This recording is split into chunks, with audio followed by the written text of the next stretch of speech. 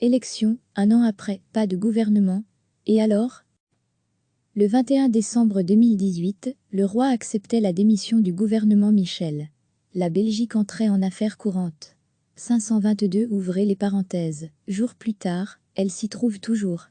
Quelques nuances, un gouvernement fédéral a été rejeté pour gérer uniquement la pandémie et les 5 autres exécutifs du royaume fonctionnent. Lors du scrutin du 26 mai 2019, l'électeur envoie plusieurs signaux, parfois contradictoires.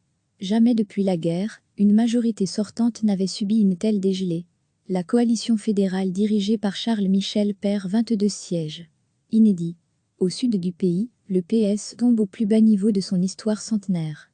Il sauve les apparences en restant la première formation francophone, mais pour la première fois, la gauche non socialiste, PTB plus écolo, pèse plus que le seul PS. La Wallonie a rarement autant penché à gauche.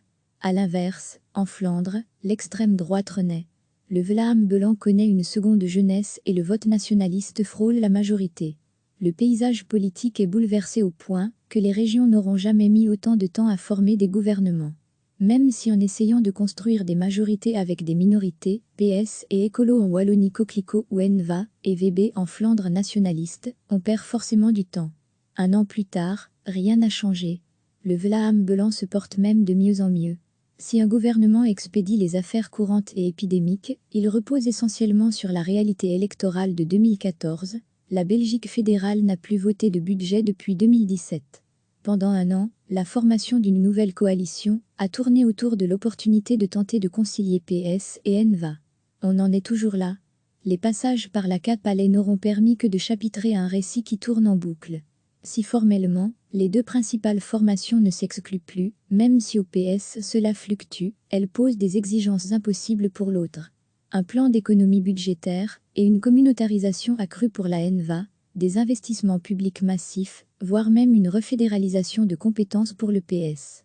Après la pandémie, la Belgique a besoin d'un plan de relance porté par une majorité politique qui aura établi un budget en ce sens. Il reste moins de 4 mois pour y arriver. La méfiance persiste, sans doute supérieure même à ce qu'elle était il y a un an. Et comme nous l'indiquions en mai 2019, la volonté d'arriver à une solution globale pour toute la Belgique semble ne plus y être. Le modèle belge existe-t-il encore? Est-il en état de mort clinique? Réponse dans les prochains mois. Sans solution acceptable au nord et au sud, il faudra aller voter avec l'avenir du pays, comme seul enjeu de la campagne. Rien de changé. @Foalkowiak à lire aussi, de mai 2019 à mai 2020, un an de blocage, de déclarations et d'images fortes. Le 21 décembre 2018, le roi acceptait la démission du gouvernement Michel. La Belgique entrait en affaires courantes. 522 ouvrez les parenthèses. Jours plus tard, elle s'y trouve toujours. Quelques nuances, un gouvernement fédéral a été rejeté pour gérer uniquement la pandémie et les 5 autres exécutifs du royaume fonctionnent. Lors du scrutin du 26 mai 2019, l'électeur envoie plusieurs signaux, parfois contradictoires. Jamais depuis la guerre, une majorité sortante n'avait subi une telle dégelée. La coalition fédérale dirigée par Charles Michel perd 22 sièges. Inédit. Au sud du pays, le PS tombe au plus bas niveau de son histoire centenaire. Il sauve les apparences en restant la première formation francophone, mais pour la première fois, la gauche non socialiste, PTB plus écolo, pèse plus que le seul PS. La Wallonie a rarement autant penché à gauche. À l'inverse, en Flandre, l'extrême droite renaît. Le Vlaam-Belang connaît une seconde jeunesse et le vote nationaliste frôle la majorité. Le paysage politique est bouleversé au point que les régions n'auront jamais mis autant de temps à former des gouvernements. Même si en essayant de construire des majorités avec des minorités, PS et écolo en Wallonie coquelicot ou NVA et VB en Flandre nationaliste, on perd forcément du temps. Un an plus tard, rien n'a changé. Le Vlaam-Belang se porte même de mieux en mieux. Si un gouvernement expédie les affaires courantes et épidémiques, il repose essentiellement sur la réalité électorale de 2014. La Belgique fédérale n'a plus voté de budget depuis 2017.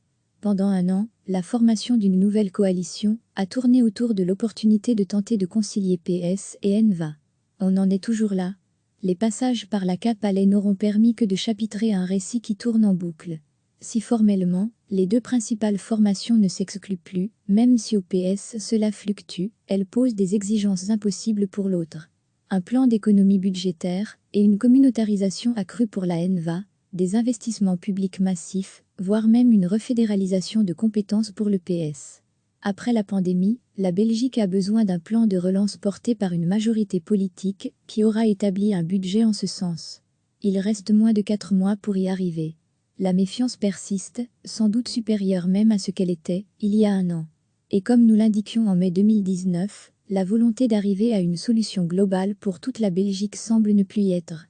Le modèle belge existe-t-il encore? Est-il en état de mort clinique?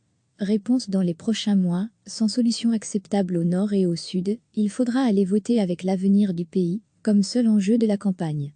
Rien de changé. @Foalkowiak à lire aussi, de mai 2019 à mai 2020, un an de blocage, de déclarations et d'images fortes. Cliquez sur s'abonner pour recevoir les dernières nouvelles.